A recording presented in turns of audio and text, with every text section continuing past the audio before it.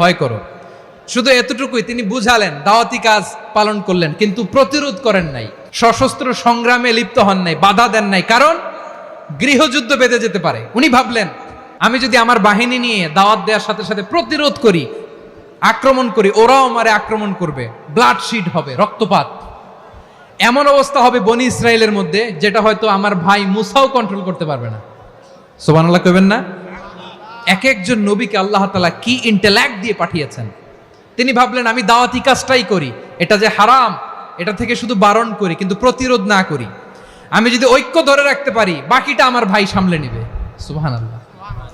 হারুন আলাইহিস সালাম প্রতিরোধ করলেন না, বনি ইসরায়েলের মধ্যে গৃহযুদ্ধ বেঁধে যাওয়ার আশঙ্কায় প্রতিরোধ করলেন না, আক্রমণ করলেন না, শুধু দাওয়াত দিলেন।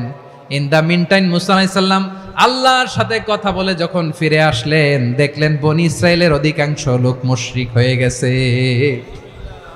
মুশরিক হয়ে গেছে। মুসা আলাইহিস সালাম রেগে গেলেন। রেগে প্রথমে বনি ইসরায়েলদেরকে অ্যাটাক না করে ভাইয়ের দাড়ি ধরলেন। হারুন আলাইহিস সালামের দাড়ি আর চুল, মেজাজি নবী ছিলেন। হারুন, তুমি কি করলা? তোমারে কি দায়িত্ব দিয়ে গেলাম, তুমি কি করলা?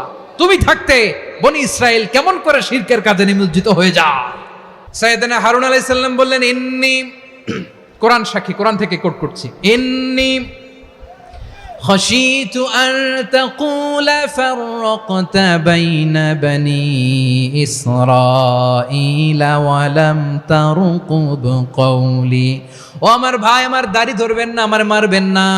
আমি ভয় করেছি, আমি ভয় পেয়েছি, না জানি আপনি বলেন তুমি কেন খাশিতু আন তাকুলা ফাররাকতা বাইনা বনি ইসরাঈল, আপনি এসে আমারে যদি বলেন তুমি কেন ঐক্য ধরে রাখলে না, কেন মারামারি হলো, কেন রক্তপাত হলো, তোমারে কি এই দায়িত্ব আমি দিয়ে দিয়েছিলাম? আমার কথার দিকে কি তুমি ভ্রুক্ষেপ করো নাই?